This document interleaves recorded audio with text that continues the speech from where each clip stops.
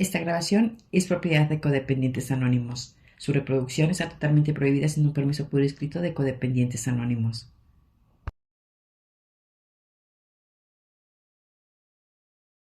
Importante: los compartires que se realizan durante el foro se hacen a título personal desde la experiencia, fortaleza y esperanza de quien comparte y no comprometen los principios de CODA.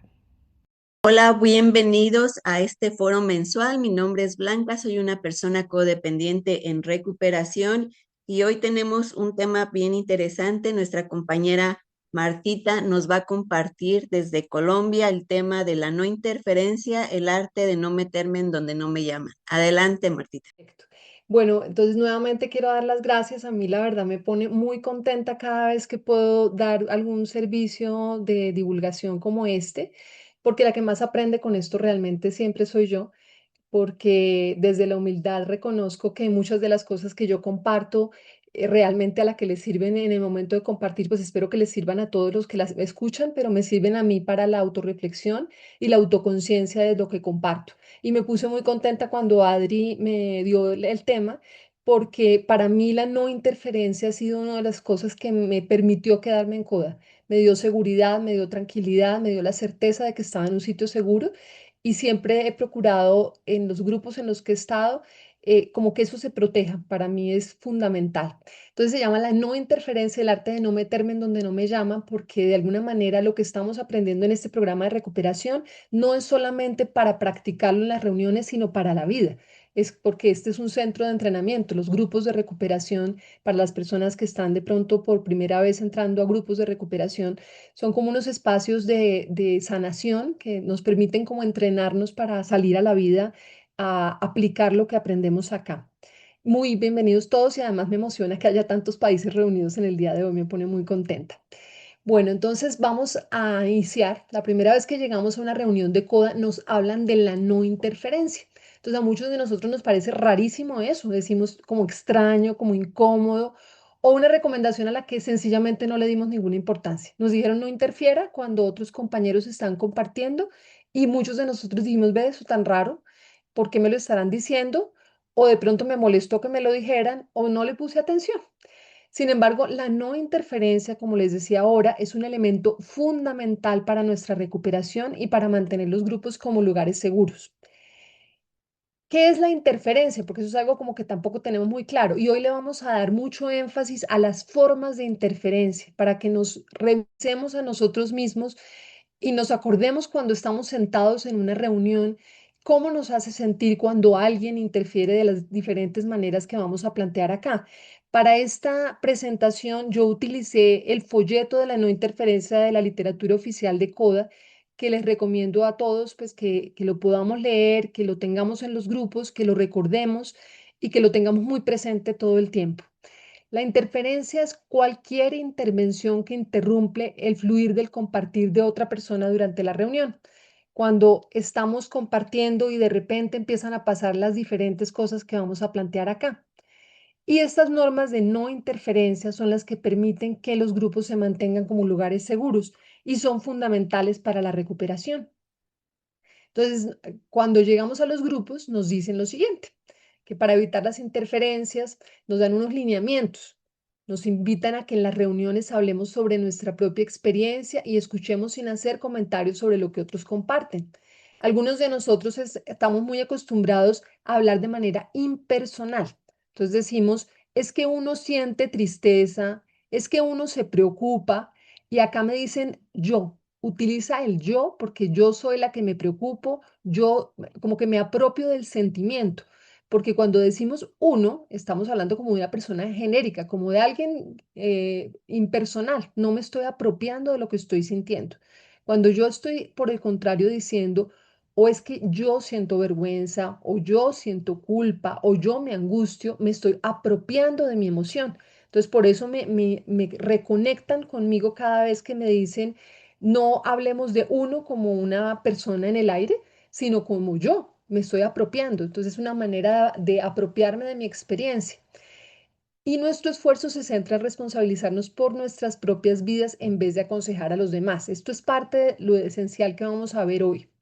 Yo dejo que los demás experimenten sus propios sentimientos y me guardo los consejos para mí mismo. Entonces, estos son los lineamientos que nos repiten cada vez que arranca una reunión de compartires para que nos conectemos con la esencia de la no interferencia. Y para entender la importancia de la no interferencia en las reuniones y su utilidad en el proceso de la recuperación, es importante que nos acordemos cómo somos nosotros como codependientes, que nos observemos un momentico y veamos qué es lo que nos pasa a los codependientes. Todos los codependientes tenemos la tendencia a oscilar como entre dos polos, ¿no? O rescatamos gente o salvamos a otros o tenemos la expectativa de ser salvados por otros. ¿Qué significa eso? Que el codependiente es experto en pensar que siempre puede solucionarle la vida a alguien más. Entonces el codependiente dice, no, claro, es que yo sé lo que le pasa a mi pareja, yo sé el problema de mis papás, yo sé qué le pasa a mi hermana y yo soy la que voy a darles una solución.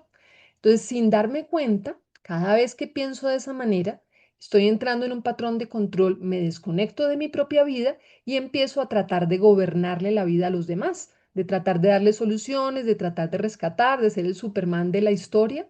Entonces nos atraen personas a veces con problemas, con dificultades, porque de alguna manera nos permiten entrar en ese rol del rescatador. Entonces, esa es una manifestación de la codependencia.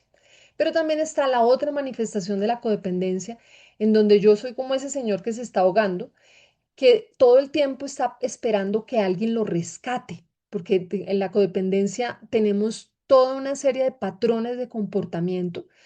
Son varios patrones de los que no vamos a profundizar el día de hoy, pero está el patrón del control, el patrón de la baja autoestima, son varios patrones que nos ayudan a ver cómo es de heterogénea la manifestación de la codependencia. Algunas personas podemos ser muy controladores en algunos espacios o en otros espacios en estar en estados de baja autoestima. Entonces, el que se siente ahogado en su drama personal, de alguna manera es como el que está diciendo, yo no sé qué hacer con mi vida, opínenme de mi vida porque yo no sé qué hacer. Entonces, para entender un poquito más esto, nos damos cuenta que en esa tendencia de ser salvados por otras personas o de salvar a otras personas, se manifiestan estos comportamientos en casi todas nuestras relaciones.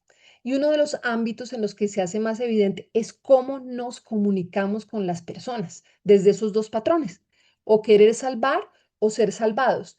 Y esos patrones de la comunicación son fundamentales para ver cómo, por qué razón es tan importante cuando me invitan a un espacio de recuperación como son las reuniones de compartires, a que en mi comunicación yo no vuelva a esos patrones de codependencia. Entonces, desde el patrón del control, somos muy dados a rescatar personas. Entonces, ¿qué nos pasa en la comunicación? Nos vamos involucrando en vidas ajenas para solucionar los problemas de otros. Entonces, resulta que yo veo alguna situación, me la cuenta mi esposo o me la cuenta mi mamá o me la cuenta mi papá y yo inmediatamente, claro, me conecto con qué es lo que usted debería hacer y yo me desconecto de mi historia, puede ser que el otro no me esté pidiendo la opinión y yo me meto de cabeza a darle consejos. Se nos dificulta escuchar porque queremos imponer nuestras ideas. Entonces, ese patrón del control tan marcado nos lleva a que apenas alguien nos narra algo de su historia, de repente alguien me dice, me quedé sin trabajo, inmediatamente yo pienso pensar, no, mira, tienes que llamar a tal persona, tienes que entrar a internet, tienes que resolver y yo me desconecto de mi vida para gobernarle la vida a otro.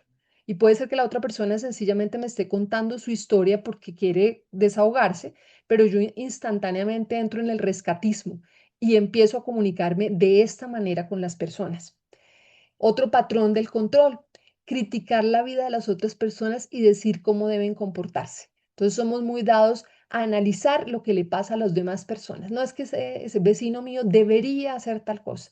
Es que esa persona que trabaja en mi oficina, claro, es que tiene muy mala relación con el marido y empiezo a opinar sobre algo que nadie me ha preguntado. Y como dice la presentación el día de hoy, el arte de no meterme en lo donde no me han llamado. Nadie me está preguntando mi opinión, pero yo me meto de cabeza a opinar sobre la vida de otros.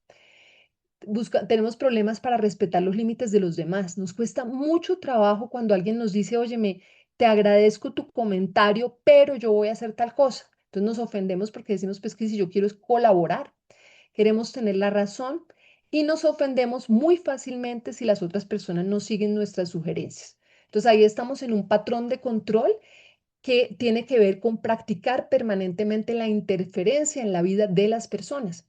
Y parte de eso es lo que nos ha traído a nosotros a los programas de recuperación, porque en muchos momentos hemos terminado involucrados en historias de otras personas sin que nos lo hayan pedido e inmediatamente pues le generamos mucho malestar a las personas. Y acá en Colombia, pues como acá hay varias personas de varios países, nos dicen no sea metiche, como no se meta en lo que no le importa, más o menos. Y nos ofendemos porque decimos, pues que si yo quiero hacer es por colaborar, pero no nos damos cuenta que en ese patrón del control, inconscientemente estamos entrando en un rol de superioridad. Yo pienso que yo sé cómo debe vivir la vida la gente, que la gente está equivocada, que yo tengo que resolverle la vida a los demás, marido, a los hijos o a quien sea, y eso empieza a generar choques en nuestra vida personal. Y está el otro patrón, que es la baja autoestima. Entonces ahí hablamos desde el victimismo y la autocomiseración. Pobrecita yo, es que yo no sé qué hacer, cómo será que resuelvo el asunto. Y gradualmente vamos contando nuestros problemas a otros, esperando que nos rescaten, que nos salven, que nos den la solución. Y somos muy sensibles a la opinión de otros. Yo en lo personal, lamentablemente, haciendo esta presentación, como les decía, yo soy la que más aprendo cuando hago estas presentaciones. Empecé a darme cuenta que en mi vida cotidiana yo tengo estos patrones mucho menos marcados gracias a Coda. Ya me controlo, pero yo he tenido las dos manifestaciones en mi vida. He estado en muchos momentos, sobre todo en mi familia, he tenido un patrón de control muy marcado, como el rescatismo, ¿no? Yo soy hermana mayor y mi hermana menor a veces me cuenta cosas y yo me doy cuenta que instantáneamente en mí surge el rescatismo, irme a salvarle y a opinarle sobre su vida. Y gracias a Coda, últimamente, pues bueno, de un tiempo para acá, he tratado de frenar mucho esa tendencia mía. Pero en otros lados, en otros momentos, he entrado en la baja autoestima como la autocomiseración y el victimismo, como la queja de, ay, pobrecita yo, ¿quién será que me soluciona la vida? Entonces, parte de esto me ha permitido verme y darme cuenta cómo me comunico yo a veces con las personas. También en la baja autoestima somos muy inseguros y sentimos mucho temor. Entonces se nos dificulta ser auténticos y hablar de manera directa por miedo al rechazo. Nos cuesta trabajo tomar decisiones, siempre estamos pidiendo la opinión de otras personas y no logramos poner límites a los demás. Entonces, en resumidas cuentas, para tener un claro por qué estoy mencionando esto en esta historia de cómo nos comunicamos en las reuniones de compartires, es porque esas dos manifestaciones hacen parte inherente de la personalidad de un codependiente. O rescato o busco ser rescatado. Y en ambos casos estoy metiéndome con algo que se llama la interferencia. Cuando rescato, interfiero en la vida, el destino de las personas, porque me pongo a veces incluso a darles soluciones a las personas sin que me las hayan pedido o a dar soluciones cuando la gente debería vivir sus propias experiencias de vida. Eso es una manera de interferir en la vida de las personas. O empiezo a pedirle a todo el mundo que interfiera en mi vida, que me opinen, que me digan qué debo hacer. Y eso se me va a manifestar irremediablemente cuando yo me siente por primera vez en un programa de recuperación. Y por eso la no interferencia es algo tan bello que va sanando los patrones, estos patrones de los que estamos hablando. Entonces, tanto la persona que busca salvar a otros como el que espera ser salvados están atrapados en la codependencia y están desconectados de sus propias vidas y emociones. En ambos casos, la interferencia es una de las grandes dificultades en las relaciones interpersonales y por ello es un aspecto vital en la recuperación. ¿Por qué decimos que están desconectados de sus propias vidas y emociones? Porque cada vez que yo pienso que sé cuál es la solución para otra persona distinta a mí, yo puedo entrar en esa idea ilusoria de salvar gente y dejar de lado mi propia vida. A mí muchas veces me ha pasado que yo empiezo a resolverle la vida a alguien y al poco tiempo me empiezo a dar cuenta que estoy descuidando mis propias responsabilidades por irme de cabeza, de metida, a salvar la vida de otras personas. O muchas veces en este patrón de la baja autoestima no me hago cargo de mis asuntos porque siempre estoy esperando que alguien me opine, que alguien me diga qué debería yo hacer en la vida. Y las normas relacionadas con la no interferencia nos ayudan en nuestro proceso de recuperación, pues nos sirven para ponernos límites a nosotros mismos. Es como empezar a tener la práctica del límite, observarme y decir, bueno, hoy estoy interfiriendo en la vida de mi familia, de mis amigos, de mis compañeros. por otro lado, o estoy esperando que alguien me rescate y entonces estoy parqueado en mi vida sin solucionar mis problemas hasta que alguien no me opine yo qué debería hacer. Entonces, esto nos ayuda, estas normas de la no interferencia, para observarnos. Y para ya entrar en lo que es la interferencia dentro de los grupos, esta práctica tan nociva. Recuerdo que el propósito de las reuniones de compartires, cuando yo me siento por primera vez en una reunión de compartires, es que yo comparta mi fortaleza, experiencia y esperanza en mi programa de CODA y que me identifique y aprenda del proceso de mis compañeros para avanzar en mi recuperación. Para las personas que están por primera vez o que llevan poco tiempo en CODA, CODA es un espacio maravilloso en donde yo me sano a través de la manera en que me voy identificando con mis compañeros y voy practicando las herramientas de recuperación. En CODA nadie está en un lugar jerárquico superior, o sea, nadie está acá de terapeuta de nadie, nadie es el dueño del grupo. Sencillamente nos estamos recuperando inspirados en el programa de 12 Pasos de Alcohólicos Anónimos, adaptados a la codependencia afectiva, porque de algún punto de vista, y pues lo digo a nivel personal, para mí la codependencia es una adicción como cualquier otra. Y por esta razón es tan importante que en los grupos nos conectemos con la verdadera esencia de por qué estamos sentados en una reunión de compartires. Por eso es importante recordar que las reuniones no son espacios para el chisme ni para la crítica. Es muy bonito que pues todo este proceso de recuperación está regido por el anonimato. Y esto también está muy ligado al anonimato. Yo no estoy acá para opinar que si el de al lado está más traumatizado que yo o si mi compañera compartió un drama y entonces yo pienso que, uy, ¿cómo será la historia de ella?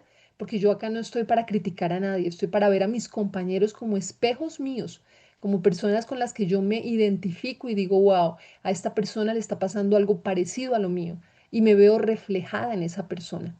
No estoy ahí sentada para opinar si mi compañero tiene una vida más difícil que la mía o es más fácil. No es para eso. No son para satisfacer mi curiosidad sobre las vidas de otras personas. A veces cuando llegamos por primera vez a grupo y alguien cuenta su historia personal en su compartir, puede ser que nos surja la inquietud de decir, uy, pero ¿cómo será la familia de esa persona? Y pero si será que el marido la abandonó o la dejó, lo que sea. Y eso no es para eso que estoy ahí, no es para chismosear la vida de nadie, es para observar lo que esa persona amorosamente comparta y aprender de su proceso, tanto de su dolor como de su fortaleza y su recuperación. No son espacios para dar consejos a otros, no son espacios para que otros me solucionen mis problemas. Yo no voy a coda a contarles a los demás que es que estoy muy sufrida, a ver si alguno al final va y me dice qué es lo que tengo que hacer con mi vida. No son para brindar asesoría profesional a nadie. Entonces, cuando yo me recuerdo que esto no es para este propósito, esto me ayuda a mí a evitar la interferencia, porque no voy a empezar a preguntarles a los otros o a interrumpirlos para ver cómo es que son sus historias. Y acá viene la explicación de por qué la interferencia afecta negativamente este proceso. Las reuniones de compartir son momentos de catarsis, en las cuales los compañeros tienen la oportunidad de liberar sus emociones, sus pensamientos o recuerdos, algunos que estaban muy reprimidos y que a veces pueden ser muy intensos, como angustia, miedo, tristeza o ira. Esta catarsis les permite experimentar una sensación de alivio, claridad y renovación. Cuando vamos a una reunión de compartires es maravilloso que podamos abrir nuestro corazón libremente y contar todo eso que nos duele en el corazón, en el alma y sentir el respeto de nuestros compañeros. Entonces, en la medida en que yo siento que es un lugar seguro, esa historia, ese secreto, ese drama que tengo, que muchas veces mi propia familia no tiene ni idea que lo tengo, el grupo me da la oportunidad maravillosa de exteriorizar eso en un lugar seguro, en donde yo puedo desahogarme. Si es el caso y yo me pongo muy triste, puedo llorar o puedo elevar la voz o puedo manifestar todo mi dolor, todo mi miedo, mi tristeza, mi angustia, con la tranquilidad de que esa es mi catarsis. Yo les comparto, pues yo digamos soy de una familia, en mi familia hay varias personas que son terapeutas, se dedican a las terapias de salud mental. Yo no pertenezco a ese grupo de personas porque pues yo mi profesión es otra, pero yo crecí pues escuchando, viendo mucho cómo funcionaba el tema terapéutico y me sorprende mucho darme cuenta cómo CODA tiene una serie de herramientas terapéuticas que se utilizan en otros espacios de salud mental, pero que acá la diferencia es que es en conexión con un poder superior. Entonces, esta catarsis que en los espacios, menciono las terapias porque en las terapias se habla mucho de la catarsis como un espacio para desahogarme. Y para mí, mi espacio terapéutico es CODA, no porque haya terapeutas, porque no es porque haya terapeutas, es porque para mí tiene un efecto terapéutico, me refiero a un efecto sanador, un efecto liberador. Y la catarsis es muy importante y la interferencia afecta negativamente la catarsis, pues interrumpe la liberación emocional de las personas. Si yo siento que este es un espacio seguro y me empiezan a interferir, inmediatamente esa sensación de liberación se afecta totalmente. Y acá vamos a ver, acá se habla a grosso modo de las formas de interferencia, pero ahorita vamos a profundizar en ellas, que algunas de esas son interrumpir a un compañero que está hablando, ofrecer consejos no solicitados, juzgar lo que alguien está compartiendo, hacer alusión al compartir de otra persona. Son diferentes maneras de hacerlo y acá vamos a profundizar en ellas. Como les decía a ustedes, el documento, que el folleto de la no interferencia que maneja CODA es muy útil para tener un poco más claro esto. Interrumpir a un compañero que está hablando, hacerle un comentario en medio del compartir o hacerle una pregunta. Entonces, cuando alguien está compartiendo, nos dan un tiempo, unos minutos, para que podamos exteriorizar y esos minutos, somos los dueños de esos minutos. Me dan 3, 4, 5 minutos, lo que me dé el grupo de común acuerdo, en la reunión, cada reunión nos dicen cuántos minutos tenemos. Ese es mi tiempo, esa es mi posibilidad de emplear el tiempo de la manera que yo libremente desee.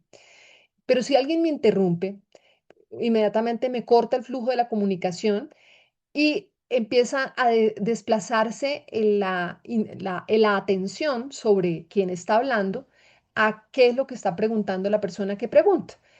Y no estamos respetando el tiempo del compartir del compañero, pero lo importante también es observar qué motivación tengo yo para interrumpir al otro. Eso puede ser resultado de una actitud codependiente, puede ser que yo quiera controlar al otro o dominarlo o querer darle consejos o buscar protagonismo. Voy a poner un ejemplo. Yo estoy compartiendo una historia de mi familia y de repente alguien me dice, óyeme, pero ¿cómo fue bien eso? Cuéntame quién tuvo la culpa o cómo fue lo que pasó en tu casa.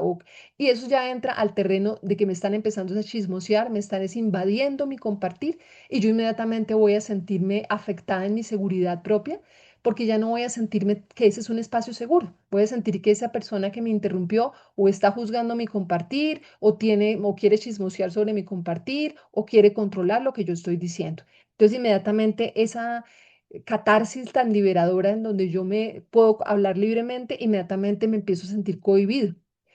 Ofrecer consejos no solicitados con respecto a lo que otros están compartiendo.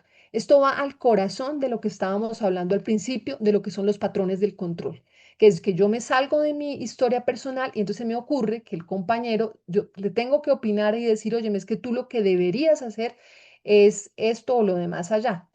¿Y por qué esa interferencia? Porque en lugar de centrarme en mi propia recuperación, en este patrón de control, de rescatar y solucionar la vida de otros, me desconecto de mi autoobservación, dejo de identificarme y decir, bueno, ¿qué es lo que me está tocando de este compañero? ¿Qué es lo que esa persona acaba de expresar que tocó mi corazón, que me llevó a identificar una historia personal? Y entonces, de alguna manera, en lugar de mirar el compartir del otro, desde conmoverme profundamente y reconocer en él la historia, algo de mi propia vida, inmediatamente yo entro en un lugar de superioridad. Entro como en un lugar o de terapeuta o de maestro o de lugar jerárquico, diciendo es que lo que debería ser mi compañero es esto o lo de más allá. Y yo pierdo la igualdad con el otro. Y ahí estoy practicando de lo que estamos hablando, el arte de no meterme en vidas ajenas. En ese momento rompo por completo con mi neutralidad y me meto en la vida de otra persona, en la vida de una persona que no me está pidiendo mi consejo, que no me está pidiendo mi opinión, que sencillamente yo violé la norma del grupo y entré a opinarle sobre algo que él no me estaba preguntando. Juzgar o criticar, porque es interferencia. Por lo mismo, porque estoy desconociendo el principio fundamental y es que yo vine a recuperarme a mí mismo y no a evaluar el proceso de nadie más. Es muy importante que observemos que muchos de nosotros podemos tener esa tendencia a juzgar o criticar y puede ser que incluso nos demos cuenta que en nuestra mente, de pronto estamos en silencio, escuchando al compañero compartir, pero hay algo en mi mente que empieza a decir, uy, no, pero está volviendo a compartir siempre lo mismo, este no se recupera y me pierdo de mí mismo, porque en lugar de escuchar amorosamente a mi compañero, secretamente lo estoy juzgando. Y es muy importante observar que cuando yo veo en otra persona algo que me choca o me incomoda mucho, muchas veces, gran parte de las veces, ese defecto que tanto me molesta del otro es algo que yo también tengo. Entonces a veces podemos tener, no sé, un compañero que decimos, pero este compañero, ¿cómo es que habla de duro y qué feo que habla, qué dominante que es, o cómo es que no se recupera? Cualquier juicio que yo hago con respecto al compartir de un compañero, así no lo esté diciendo en voz alta, así solamente esté en mi mente, de alguna manera me saca de la igualdad con el otro. Y en lugar de estar en un proceso de recuperación, escuchando al otro para identificarme con su experiencia o para aprender algo de ella, inmediatamente entré en un lugar equivocado, porque entré en un lugar de desprecio hacia lo que el otro está diciendo. Entonces yo los invito amorosamente a todos nosotros a que nos observemos y nos demos cuenta que no solamente está el límite a la interferencia directa, verbal, de hablar en una reunión, sino observar en nuestra mente hasta dónde en algunos momentos nos desconectamos de nuestro propósito fundamental de la recuperación y empezamos a juzgar el proceso de los compañeros. Y lo digo porque yo en mi vida a veces me he dado cuenta que me empieza a pasar eso y me siento muy temerosa de perderme a mí misma en eso, ¿no? Porque cuando yo empiezo a pensar que cómo debería recuperarse cualquier compañero, me estoy desconectando del propósito fundamental, que es recuperarme a mí misma en los grupos, y entro en un lugar equivocado. Entonces es importante observar si en nuestra mente a veces tenemos ese tipo de juicios hacia los compañeros. Otra forma de interrumpir era una forma que yo no entendía al principio, me costó trabajo entenderla. Y es que decían que interrumpir el llanto de un compañero para abrazarlo era una interferencia. Hoy entiendo que es una interferencia gigantesca, pero en ese momento yo pensaba que era un acto amoroso. Este gesto que yo percibo como solidario está impidiendo que la persona pueda experimentar libremente la emoción que está sintiendo. Se convierte en una señal inconsciente de querer rescatar al otro de sufrimiento y suspende el proceso de catarsis que el otro necesita. Si una compañera que está al lado mío se ataca a llorar en su compartir, usualmente yo me hubiera querido botar a abrazarla. Y gracias a la no interferencia empecé a entender que esa persona necesitaba vivir ese dolor, necesitaba experimentar ese dolor. Y yo, como les compartí hace un momento de los espacios terapéuticos, pues, digamos, del trabajo terapéutico que han hecho algunas personas en mi familia, yo personalmente antes de entrar a CODA estuve en terapia, en psicoanálisis un tiempo. Y recuerdo mucho cómo yo, de las cosas más sanadoras que me pasaron a mí en mi psicoanálisis, era que me permitiera, que mi terapeuta me permitiera llorar sin suspender mi llanto. Si yo me ponía triste por algo o quería compartir algo, poder llorar libremente era algo maravilloso. Sin embargo, yo cuando entré a CODA quería abrazar a los compañeros como para contenerlos. Y esa es parte del patrón del rescatismo del que hablábamos hace un momento, de querer salvar a otros. Y a veces quizá queremos abrazar al otro porque de pronto nos duele mucho el dolor del otro. De pronto hubiéramos querido que nos hubieran abrazado cuando éramos niños o lo que sea que se nos active en ese momento. Pero parte de la madurez emocional que vamos adquiriendo en CODA es que cada uno pueda experimentar sus emociones libremente sin que nadie se las vaya a atajar. Y lo mismo pasa cuando se le pasa un pañuelo a un compañero que está llorando para secar sus lágrimas. Puede haber un común acuerdo en los grupos, podemos decir de común acuerdo que está bien que se entregue este pañuelo.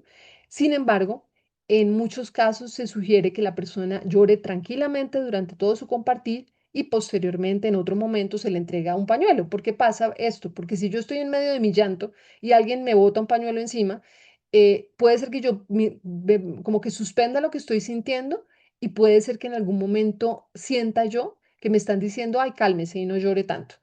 Y muchos de nosotros necesitamos experimentar las emociones porque quizá algunos crecimos sintiendo mucha vergüenza por nuestra tristeza y nuestras lágrimas. En mi caso, a mí no, pues no me reprimieron mis lágrimas ni nada, pero a mí personalmente me hace sentir muy avergonzada llorar en público. O sea, yo me siento muy avergonzada si siento deseos de llorar en público. Entonces también pienso que si me ponen un pañuelo encima, inmediatamente, pues claro, esa catarsis se me va a parar y yo como que voy a apagar la emoción y voy a sentir vergüenza y voy a decir, no, no voy a seguir llorando. Pero como les digo, las formas de interferencia también en las reuniones de servicio se pueden tomar decisiones de común acuerdo en algunos de estos casos y, por ejemplo, decir, bueno, sí, el grupo acepta que la persona le entreguen un pañuelo durante su llanto, pero lo que está explicando el programa es por qué este tipo de manifestaciones pueden afectar el proceso de liberación emocional de la persona, le pueden interrumpir su momento de llanto. Yo me acuerdo que cuando yo entré a terapia, en esa terapia que les contaba de psicoanálisis, la primera vez que llegué, había una caja de pañuelos Kleenex ahí puesta frente a mí. Y la terapeuta me dijo, mire, esa caja de pañuelos es porque si usted tiene un deseo de llorar, usted puede coger su pañuelo.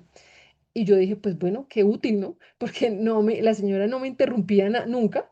Y si me ponía triste, pues yo podía utilizar el pañuelo que estaba ahí. Afortunadamente no lo necesité muchas veces, pero en los momentos en que me puse triste, pues eso hice y ya, y me sentí sanada y estuvo muy bien que nadie me interrumpiera esa catarsis. Bueno, tocar a un compañero cuando estoy compartiendo, bueno, esa es otra modalidad. Compartir, que nos toquen, no sé, que nos palmoteen la espalda, que nos cojan la mano, que nos den algún contacto físico mientras estamos compartiendo, de alguna manera también es una invasión. Para algunas personas el contacto físico es algo muy delicado porque hay memorias de abuso, invasión del espacio público, del espacio físico, falta de límites, y yo puedo interpretar que me palmoteen como que están sintiendo lástima por mí y yo necesito que el espacio de compartir sea totalmente neutro. Yo soy una persona muy táctil, o sea, yo soy una persona que abraza fácil a las personas, como en mi naturaleza está eso, ¿no? Yo puedo tocar a las personas fácilmente porque tengo esa característica, pero yo me doy cuenta que en grupo yo no lo hago nunca porque siento que hacer eso puede ser interpretado por la persona que está al lado como una señal inadecuada, como una señal de invasión, como una señal que lo distrae, como una señal que lo lleva a interpretar que la gente está sintiendo lástima y conmiseración por esa persona. Y eso puede reactivar los patrones de baja autoestima, porque si yo estoy contando algo traumático y alguien me empieza a palmotear la espalda, es como diciendo, ay, pobrecito, lo que le está pasando. Entonces, en la medida en que seamos neutros, que nos mantengamos cautos, muy prevenidos de qué es lo que vamos, qué señales vamos a dar con el acto que tenemos al lado, esto es muy importante porque hace parte de nuestro proceso de recuperación. Tener distracciones durante la reunión, pues a mí me parece que es un grave irrespeto. Por ejemplo, gente que empieza a tener conversaciones mientras otra persona está compartiendo o contestar el celular. ¿Por qué esa interferencia? Porque se pierde la atención en la reunión como un espacio de recuperación y se le está restando importancia a lo que los compañeros están compartiendo. Se siente como falta de valoración y falta de respeto y afecta al grupo en su conjunto, porque el espacio, para mí personalmente, las reuniones de compartir son espacios sagrados porque son espacios en donde yo puedo poner toda mi atención en esa persona que está hablando. Muchos de nosotros hemos tenido problemas de autoestima, nos afecta mucho las miradas, los gestos. Obviamente si alguien se empieza a reír o alguien empieza a secretearse, es probable que sintamos que están hablando cosas con respecto a nosotros y se pierde el foco tanto del que se distrae hablando como de la persona que está compartiendo. Porque si alguien está secreteándose al lado mío, yo inmediatamente voy a sentir que eso es una falta de respeto, una falta de valoración y justamente este espacio lo que busca es que seamos muy neutros en cómo nos comportamos y al mismo tiempo que le permitamos a la persona tener que en ese momento, durante sus minuticos en que está hablando, podamos poner la atención, porque siempre va a haber un aprendizaje cuando yo pongo atención en los compartibles de las demás personas, cuando yo no estoy distraída, cuando no estoy chateando con alguien en el celular, cuando estoy con mi atención plena en lo que está en el aquí y el ahora y en lo que la otra persona está compartiendo. Reírse a carcajadas mientras un compañero comparte. Pues yo les comparto que a mí, de alguna manera, el hecho de que haya sonrisas en los grupos, a veces me alivia a mí cuando yo comparto algo y la gente se ríe, pero una cosa creo que es reírse con la persona y otra cosa es la burla sobre la persona. Entonces, si alguien se empieza a reír a carcajadas sobre un dolor que yo estoy compartiendo, muy probablemente voy a sentir que eso es un irrespeto. Obviamente es muy relativo el tema de la risa, ¿no? Porque a veces podemos soltar la risa no con la intención, no, dice, me estoy riendo junto con la persona y no me estoy riendo de la persona, o sea, no me estoy burlando de la persona. Entonces creo que con esto hay que tener mucha cautela porque pues a mí me ha pasado muchas veces que alguien cuenta algo y a mí me da risa y me siento como aliviada de reírme, pero no me estoy burlando de la persona. Entonces creo que este es un punto en donde hay que tener mucha como cautela de qué manera estamos manteniendo un gesto, que sea un gesto amable, un gesto cálido, un gesto de camaradería, un gesto de fraternidad y no una burla con respecto a la persona que está compartiendo. Las declaraciones de nosotros. Esto es muy importante porque el programa me invita a centrarme en cómo me siento yo. Y cuando yo empiezo a hablar en colectivo, por ejemplo, yo empiezo a decir es que nosotros deberíamos, o por ejemplo, nosotros los codependientes no mejoramos por indisciplinados, o lo que deberíamos hacer todos es orar más. Eso se percibe como una prédica, como si yo le estuviera diciendo a mis compañeros cómo se deben recuperar, cómo deben practicar el programa y me desconecta de mí y me quita como la humildad de hablar desde mi experiencia personal. Yo puedo compartir que en mi experiencia personal a mí me sirve orar, me sirve meditar, me sirve, o que yo en mi experiencia personal me he dado cuenta que soy muy indisciplinada como codependiente, pero me apropio de mi pensamiento con el yo, no con el nosotros, porque el nosotros es como si yo estuviera tratando de cobijar a todos los codependientes con mi concepto y de alguna manera se vuelve una forma soterrada de aconsejar. Porque si yo digo, es que lo que deberíamos hacer todos es orar más, pues yo les estoy diciendo a mis compañeros qué deben hacer con su proceso y cada proceso es totalmente individual. Si yo descubro que orar más es muy bueno para mí, pues le estoy compartiendo a mis compañeros eso y el que le interese y le parezca que eso puede servirle para su recuperación, lo tomará de mi compartir, pero hablar en colectivo en nosotros, pues no es, puede ser considerado como este tipo de interferencia. Usar el compartir de otra persona para expresar lo que yo siento. Por ejemplo, decirle a otro compañero en mi compartir, uy, a mí me pasó la misma desgracia que a ti, o mi vida ha sido tan difícil como la tuya. Eso es muy invasivo y además es como la manera en que la otra persona está interpretando lo que yo estoy compartiendo. Les voy a poner un ejemplo que espero que no sea muy confuso. En algún momento yo le estaba compartiendo compartí en el grupo algo que me pasó. Era una situación con un problema económico. Y de repente una compañera mía dice, sí, es que así como Martica, yo sí he tenido muchas desgracias económicas.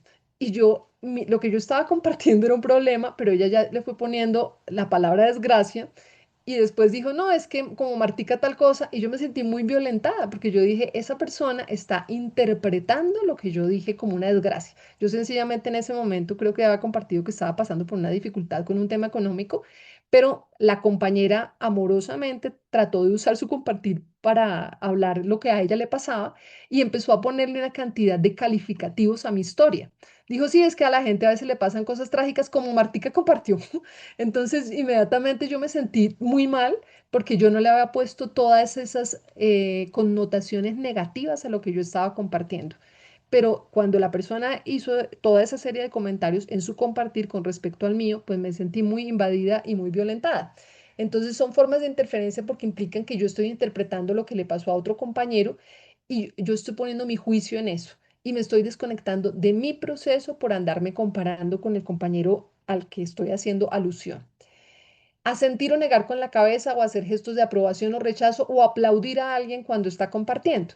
Eso es muy importante no hacerlo, porque los codependientes somos muy sujetos, muy como pendientes de los gestos que las personas hacen. Entonces, si por ejemplo yo estoy contando algo muy trágico y una compañera empieza a hacerme o estoy contando algo de lo que me siento avergonzada y alguien me hace esta cara de desagrado, pues inmediatamente yo voy a sentir que es que lo que estoy compartiendo es terrible y me voy a tener que callar porque me voy a sentir juzgada.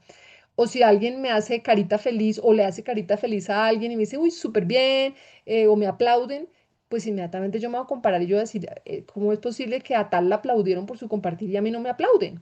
Porque los codependientes en últimas, lamentablemente, tenemos un patrón de andarnos comparando todo el tiempo con los demás. Bueno, como decía la compañera Adri, yo me extiendo demasiado, entonces voy a ir un poquito más rápido.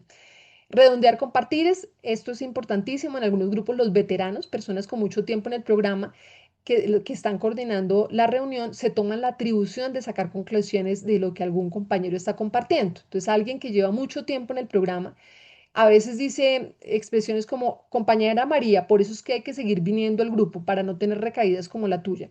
Yo iba a un grupo en donde hacían ese tipo de redondeos y me sentía muy invadida, porque era que yo compartía algo y luego el coordinador del grupo me redondeaba la historia, me decía, o usted tiene que seguir viniendo a grupo, o usted debería meditar, o usted debería orar, y pues realmente yo me sentía muy invadida en mi compartir. Mencionar el nombre de quien acaba de compartir, muy parecido a lo que hablábamos anteriormente, como comentó Juan o como comentó tal persona. No, la idea es que yo no menciono nombres. Yo puedo decir, hubo compartir en esta reunión que me tocó mis emociones, pero no mencionando el nombre de la persona. Bueno, ya pasamos por las diferentes modalidades de compartir y todas esas modalidades de interferencia en los compartires nos empiezan a llevar a los siguientes efectos negativos en los grupos. Y es que se rompe la confianza y la seguridad. Cuando yo siento que un coordinador de grupo me empieza a decir que yo debería seguir viniendo, que yo me recaí por no venir, instantáneamente yo voy a empezar a sentir que no es un grupo en el que yo pueda confiar. Voy a sentir que estoy siendo violentada, que me están juzgando, que me están criticando. Puedo sentirme muy miedosa de volver a ese grupo, puedo sentirme molesta, puedo sentirme triste, puedo sentirme invadida, puedo sentirme resentida. Y eso no solo aplica para el compartir durante la reunión, sino cuando yo salgo de la reunión y alguien me aborda. Esto es un tema que también es importante que lo tengamos presente. Para tener en cuenta, cuando un grupo establece que ninguna interferencia es parte de las pautas de la reunión, la interferencia se convierte en una violación de los límites del grupo. Para enfrentar un caso de interferencia, el moderador de la reunión puede hacer una pausa. Si se están produciendo interferencias, se puede hacer una pausa para leer nuevamente el párrafo en donde se explica que no se debe interferir. Se le puede explicar a quien está interfiriendo que ese tipo de participaciones no se usan en el grupo y al finalizar la reunión se puede tener una conversación aparte con quien interfirió explicándole pues que esto no es adecuado y cada grupo de común acuerdo puede desarrollar una forma de afrontar la interferencia. Con la no interferencia se genera un entorno más seguro porque nos podemos abrir a los demás sin temor a ser interrumpidos, malinterpretados o juzgados, y esto nos ayuda a sentir que podemos compartir libres de máscaras y de falsas apariencias. Porque si hay cualquier interferencia, puede ser que yo empiece a sentir que en el grupo yo debo hacer lo mismo que he hecho fuera de los grupos. Y es no ser honesta, no ser transparente, porque siento miedo a que me critiquen, me juzguen, me rechacen, me miren mal o me interrumpan o me den consejos no solicitados. Entonces, por esa razón es tan importante mantener los grupos seguros. Al principio nos va a costar mucho trabajo escuchar a los compañeros sin darles consejo y gradualmente descubrimos que realmente somos impotentes ante los demás. Esto nos conecta con el primer paso, porque muchos de nosotros podemos descubrir que nuestras vidas se volvieron ingobernables por meternos en vidas ajenas, por tratar de controlar, manipular, aconsejar y solucionar las vidas de otros. Entonces, la primera vez que nos sentamos en un grupo, vamos a sentir esa enorme tentación de opinarle al otro, de querer decirle cómo deberían hacer sus cosas. Y es un primer paso de derrotarme y decir, soy impotente ante esta tendencia mía a meterme de cabeza en las vidas de otros seres humanos. Entonces, esto es muy, muy importante. Y en CODA, al eliminar la interferencia, es una forma de poner en práctica todo lo del primer paso, pues podemos aprender a sentarnos en silencio, escuchar con atención y frenar esa compulsión, porque es la condición de la codependencia, es una enfermedad, bueno, digamos, hablo desde mi percepción personal como codependiente, es una enfermedad que tiene un rasgo adictivo, que es meterme de cabeza en vidas ajenas, perderme a mí misma de cabeza tratando de resolver la vida de los demás. Practicamos la compasión desapegada y luego usaremos esta habilidad en nuestras otras relaciones fuera del grupo, porque esta, como les decía, es como una especie de para que afuera yo pueda practicar todo esto. También nos conecta con el segundo paso. Llegamos a creer que un poder superior nos devolverá el sano juicio a todos. Entonces dejamos de intentar actuar como el poder superior de las otras personas. Yo entiendo que mi compañero que acaba de compartir tiene un poder superior y yo no soy el poder superior de ese personaje. Así que yo dejo de interferir y eso me libera de la tendencia de actuar desde la superioridad, de imponerles a los demás mis consejos o mis opiniones. Y a medida que vamos adoptando esta práctica, empezamos a practicar los límites. podemos observar que el uso de esta herramienta nos ayuda a practicar nuestros propios límites saludables, bien sea hacia nuestro comportamiento inadecuado de meternos en vidas ajenas o hacia nuestra tendencia a involucrar a otros en nuestras vidas innecesariamente. Inicialmente practicamos los límites dentro del grupo y posteriormente por fuera en nuestra vida cotidiana. Estos límites nos ayudan a dejar de entrometernos en vidas ajenas y a ser claros y directos para protegernos cuando alguien está cruzando un límite. Acá nos recordamos que ya no somos víctimas de los comportamientos de las personas ni circunstancias, porque esto es muy importante para aprender nuestros propios límites. No aceptamos comportamientos inadecuados de otras personas, nos liberamos del miedo al rechazo, porque muchas veces permitimos que la gente interfiera en nuestras vidas porque tenemos miedo a que nos rechacen. Entonces, en esto es importante ver cuándo hay interferencia por fuera del grupo. Cuando al salir de la reunión de compartir algún compañero me hace algún comentario no solicitado frente a lo que compartí. Por ejemplo, comentarios sobre tú deberías, yo te sugiero, conozco un terapeuta, me pareció muy triste tu caso. Eso es una interferencia. Si yo acabo de compartir una historia triste y al salir del grupo alguien afuera me empieza a opinar y a decir que yo debería ir a un terapeuta, que lo mío es muy terrible, eso es una manera en que la persona me está interfiriendo y como ya al salir del grupo yo no estoy protegida por el lineamiento del grupo, porque ya se acabó la reunión de compartires, yo misma necesito empezar a ponerle límite a eso para no permitir que la gente venga acá a opinarme sobre mi vida. Frente a esta situación, yo necesito poner un límite claro para no entrar en la dinámica de rescatado-rescatado, porque si no yo empiezo a entrar a decirle al otro, ay, sí, dime que entonces a qué terapeuta voy o a qué astrólogo, o que además porque empieza a haber una interferencia en donde me desvía de las herramientas del programa y me están mandando a otros espacios diferentes de recuperación. También es necesario que yo practique mis límites saludables en otras situaciones que las ligo a la interferencia porque tiene que ver con los límites de que la gente no entre en mi espacio personal sin que yo se lo haya pedido. Por ejemplo, cuando un compañero o compañera se consigue mi número telefónico y sin autorización empieza a mandarme mensajes de asuntos no relacionados con el programa de recuperación. Nos recordamos que acá estamos, el propósito fundamental nuestro es el programa de recuperación de CODA. Entonces, si yo tengo un compañero que de repente me empieza a mandar un mensaje religioso o a pedirme plata o a invitarme a salir o a hacerme comentarios no solicitados o a hacerme comentarios sexuales o a hacerme propuestas comerciales, yo necesito frenar eso, porque eso es una interferencia en mi vida personal. Yo no le estoy dando a la persona mi número telefónico, quizás ni siquiera soy amiga de la persona, pero la persona se consigue mi número y hace esto. Yo necesito poner un límite, porque los grupos se tienen que mantener como lugares seguros, no solamente por los lineamientos que hay dentro del espacio del grupo, sino en mis comportamientos para protegerme de cosas inadecuadas. Cuando también es importante que yo me aísle de situaciones en las que se está afectando el anonimato de alguna persona del grupo. Cuando me empiezan a hablar por fuera de reunión de cosas que no corresponden sobre mis compañeros o cuando alguien empieza a involucrar en chismes, críticas o ataques contra otros compañeros de grupo, está habiendo una interferencia inadecuada y yo necesito ponerle un límite a eso.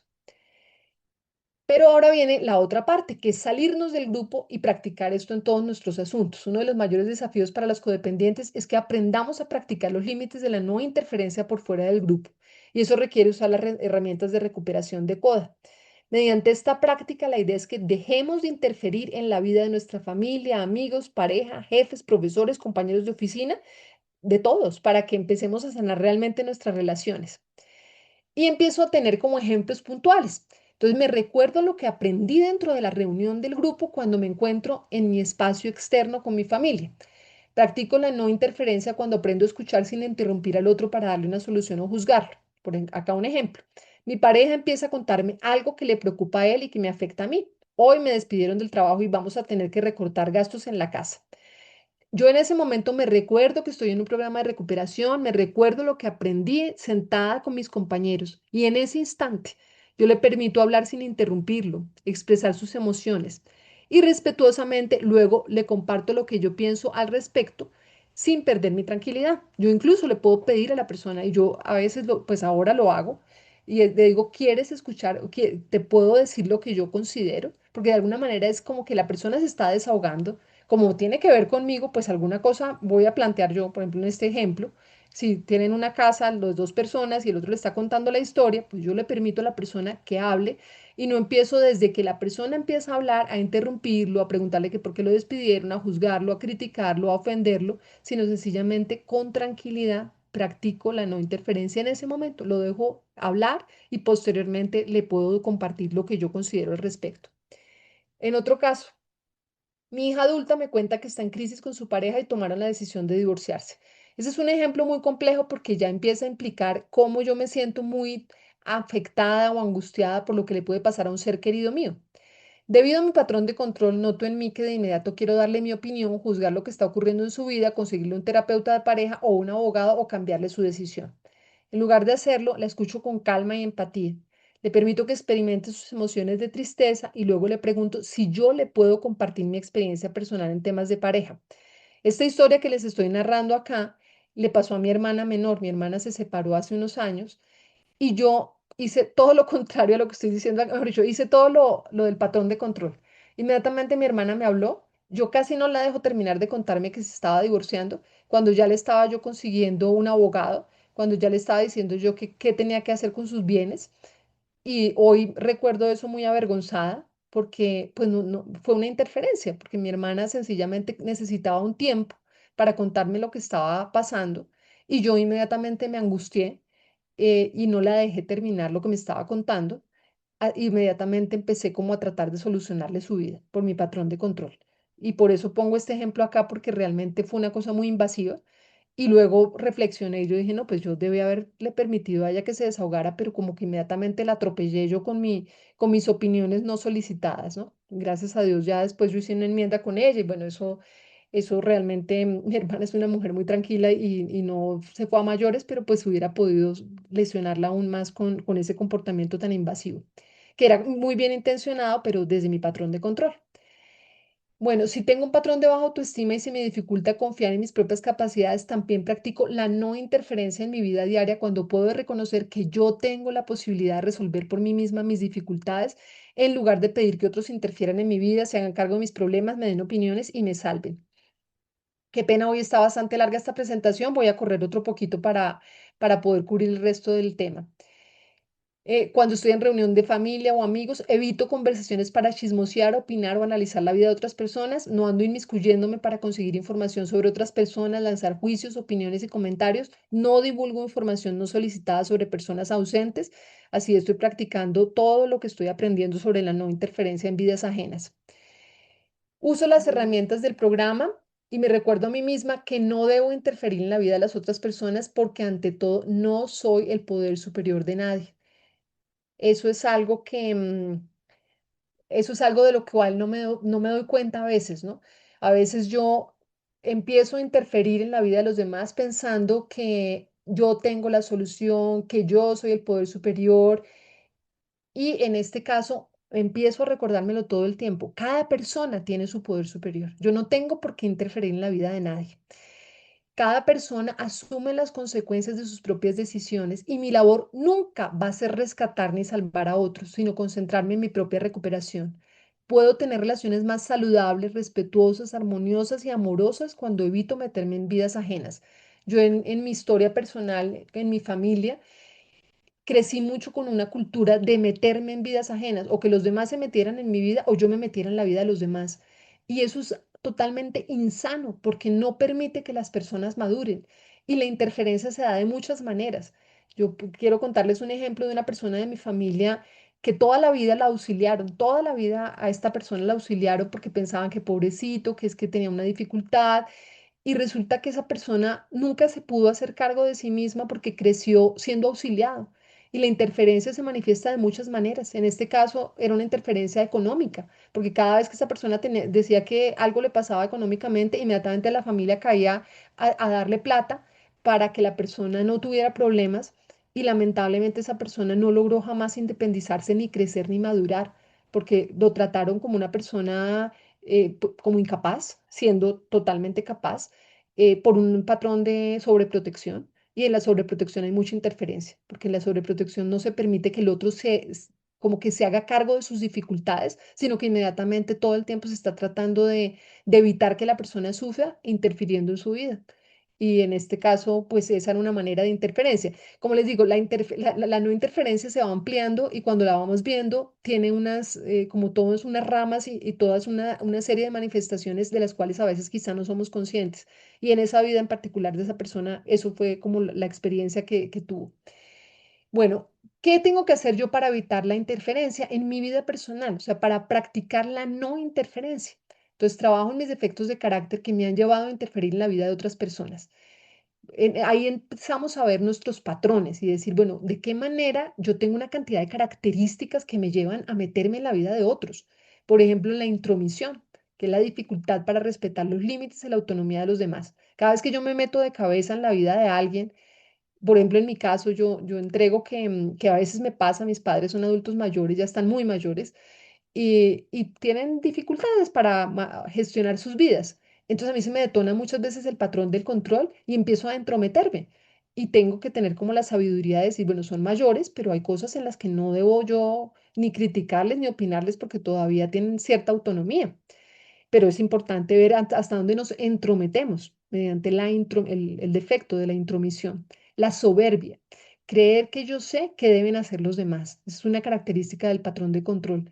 Creerme que estoy como en superioridad y decir, no, es que lo que debería ser mi marido o lo que debería ser mi hijo es esto o lo demás allá.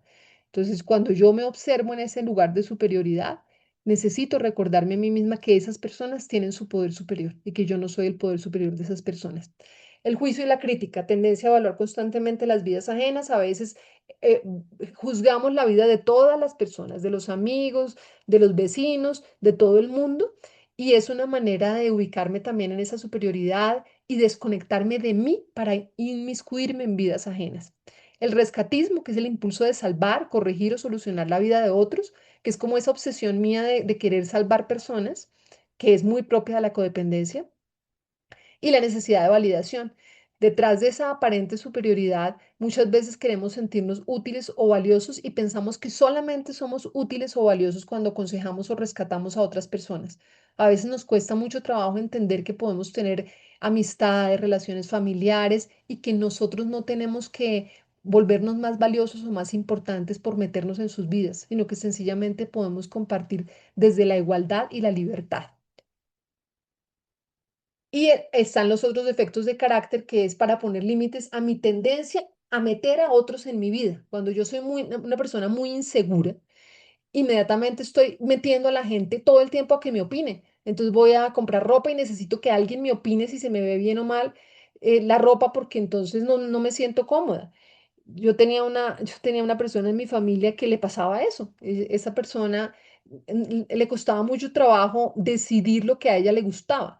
Y yo me acuerdo que ella siempre decía, es que necesito ir con alguien para saber a mí qué me gusta, porque ella, y era una cosa muy rara, ¿no? Porque era de alguna manera esa sensación de que si ella iba sola a comprar lo que iba a comprar, se iba a equivocar porque ella no creía en sí misma. Y muchas veces terminaba vistiéndose como a los demás de la familia les parecía que se debía vestir, pero no como ella se sentía cómoda porque esa es la inseguridad. Entonces siempre era invitando a otros a que le opinaran sobre su vida. El miedo al rechazo, dejar que otros opinen o me controlen para seguir siendo aceptada. Eso nos puede pasar y es como no poder poner límites por miedo a que me excluyan o me rechacen. La dificultad para hacerme responsable de mi propia vida. Sentir que sola no puedo sostenerme o decidir y siempre invitar a que alguien interfiera en mi vida. Ubicarme repetidamente en el lugar de alguien que me salve. Buscar constantemente la validación externa. Esto está muy ligado al patrón de la baja autoestima y también al patrón también de la complacencia en la codependencia. Y todas estas características son cosas que yo tengo que trabajar en mí para poder dejar de buscar que otros me salven y me rescaten e interfieran en mi vida, porque sin darme cuenta puedo terminar viviendo una vida que no es la mía, buscando siempre que sean otros los que se hagan cargo de mis asuntos. Y eso es invitar a que otros interfieran en mi vida. Y después puedo sentirme dominada o reprimida o lo que sea, pero de alguna manera yo soy la responsable de todo eso. Porque en últimas, todo esto de la no interferencia es una manera de mirarnos y decirnos hasta dónde yo en mi recuperación estoy trabajando o para no interferir en la vida de otros o para no andar pensando que necesito ser rescatada por otros. Para trabajar en mi interferencia, ¿qué necesito hacer? En mi inventario diario me autoobservo diariamente, identifico si durante el día interferí en la vida de otras personas, di opiniones y consejos no solicitados. También reviso si me comporté como una víctima y de manera indirecta esperé que otros interfirieran en mi vida para rescatarme o salvarme. Y si descubro que tuve comportamientos de interferencia y lastimé a alguien con mis críticas y juicios, hago una enmienda. A nosotros todos los pasos en general, pues obviamente como esta presentación está tan larga, pues ya no podemos ahondar más en más asuntos, pero como podemos observar en lo que hemos visto, acá estamos practicando los pasos, porque en la entrega de los defectos de carácter estoy practicando los pasos sexto y séptimo para entregar mis defectos de carácter y decir, poder superior, libérame de todos los defectos de carácter que me hacen interferir en la vida de otras personas y meterme de cabeza a tratar de gobernar la vida de mis compañeros y mis compañeros en grupo y para trasladarlo a mi vida cotidiana. ¿Cómo puedo parar de hacerlo? Entonces estoy trabajando paso sexto y séptimo. Acá estamos practicando el paso décimo y el paso noveno y décimo, porque yo hago mi inventario diario, todos los días me observo y digo, bueno, ¿dónde me estoy metiendo donde no me han llamado? Y al mismo tiempo hago enmiendas de mi paso noveno para poder solucionar todo esto. Obviamente las personas que están por primera vez les debe parecer un poco raro que estemos hablando de todos estos pasos, pero es porque los 12 pasos son el corazón de la recuperación.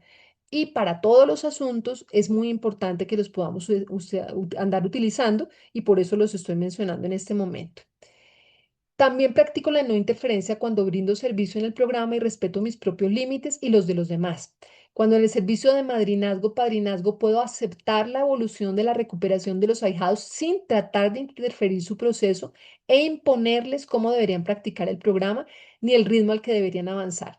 Esto es un asunto complejo y muy importante porque nos puede pasar que las personas que en algún momento hemos brindado servicio como madrina o padrino, empecemos a preocuparnos si el ahijado o la ahijada no llamaron, no volvieron a aparecer, no fueron a reunión de compartires y podemos equivocarnos y empezar a controlar al otro y decirle, ay, mira, veo que hoy había reunión de compartires y no fuiste, veo que hace mucho tiempo que no vas a reunión de compartires y tenemos que recordarnos que el padrinazgo, madrinazgo es un servicio totalmente libre y cuando yo empiezo a ir más allá, a empezar a preguntarle al otro que si sí hizo lo que yo le dije, que yo le dejé unas tareas y por qué no las hizo, empiezo yo a entrar en un patrón de control con la ahijada o ahijado. Entonces creo que hay que tener mucha sabiduría porque sí nos podemos interesar mucho por el proceso de nuestros ahijados, a quienes o ahijadas, pero una cosa es interesarnos por ellos y otra cosa es empezar a interferir o a juzgar o a criticarlos por su proceso sin que ellos lo hayan preguntado, porque puede ser que una ahijada se desapareció hace un montón de tiempo y no volvió a comunicarse y yo empiezo a buscarla y a preguntarle que por qué no volvió a grupo, que por qué no entró, que por qué no me llama. Y eso es inadecuado porque es una interferencia en su proceso. Hay personas que por la razón que sea deciden alejarse un tiempo del programa y es su decisión autónoma. Y de igual manera, en mi condición de ahijada o ahijado, puedo aceptar los límites de mi padrino o madrina y aceptar que de pronto en algún momento me diga, óyeme, ya no voy a trabajar contigo más y no tengo que andar preguntando por qué no vas a trabajar conmigo, que no, son decisiones que se toman. Entonces creo que en el servicio en muchos momentos vamos a tener que practicar la no interferencia para autoobservarnos y decir, bueno, hasta dónde se me está detonando el patrón de control en este servicio que estoy brindando. Cuando me siento abrumada por lo que les está pasando a otras personas y siento la tentación de inmiscuirme en donde no me han llamado o quiero que alguien se haga cargo de mi vida, practico la oración de la serenidad. La oración de la serenidad es más larga que lo que aparece acá, pero en este momento practicamos lo fundamental de la oración, de lo esencial. Serenidad para aceptar lo que lo que no puedo cambiar, las vidas de otros. Es importante entender que mi interferencia se da cuando yo quiero cambiarle la vida a otras personas. Y resulta que necesito la serenidad para aceptar que hay cosas que yo no podré cambiar. Entonces me llamo a mí misma al orden y a decir, no, no voy a interferir en esta situación. Valor para cambiar aquellas que sí puedo. Sí puedo cambiar todo lo que ocurre en mi propia vida. De eso me puedo hacer cargo. Y sabiduría para reconocer la diferencia entre estos dos casos. Y al final ya reconozco que la no interferencia, más allá de un lineamiento para compartir en los grupos, es una herramienta muy útil y muy necesaria para sanar mi codependencia y mejorar mis relaciones conmigo mismo y con los demás. Esto es muy importante tenerlo en cuenta porque pues yo haciendo esta presentación me fui dando cuenta que el tema de interferir o no interferir en la vida de las demás personas es parte de la esencia de la recuperación de la codependencia y por eso algo que parecía algo tan menor, como si me dicen que no interfiera en reunión de compartires, se vuelve algo tan mayúsculo. Porque para mí, digamos, haber hecho esta presentación me llevó a entender esto de una manera más profunda. Y bueno, como siempre es solamente mi interpretación de esta historia. Entonces, pues ustedes tomarán lo que les sirva y lo que no sirven lo desechan. Y les agradezco infinitamente la atención, la invitación y la oportunidad de estar acá reunida y lo mucho que aprendo cada vez que puedo estudiar uno de los temas de la recuperación. Muchísimas gracias a todos. Gracias, Blanquita, a ti por el servicio de la coordinación y a todos y todas. Gracias por la unidad. Bueno, muchas gracias, Martica, por tu presentación. Fue de gran aprendizaje. Y vamos a empezar por las preguntas porque sí tenemos bastantes. Vamos a empezar por Claudia, que dice, gracias, Martica, por tu charla tan edificante en mi recuperación. Hay una interferencia interior que está en mi mente a través de los pensamientos intrusivos, negativos. Yo tengo algunas prácticas diarias, por ejemplo, la meditación, la oración. ¿Puedes hablar acerca de tu experiencia en el manejo de estas situaciones, por ejemplo, el autocontrol para evitar estos patrones? Sí, esa pregunta es muy interesante porque de alguna manera a medida que vamos avanzando en la recuperación nos vamos dando cuenta que quizá dejamos de interferir en la vida práctica, pero tenemos pensamientos intrusivos.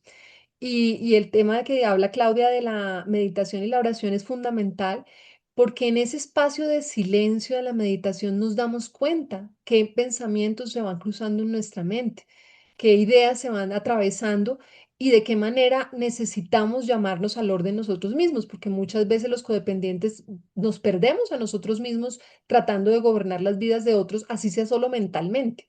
Entonces creo que es muy importante usar la meditación, la oración y la escritura para que cada vez que yo estoy como con esa tentación de meterme en la vida de otros, yo pueda exteriorizar en la escritura y también en el madrinazgo.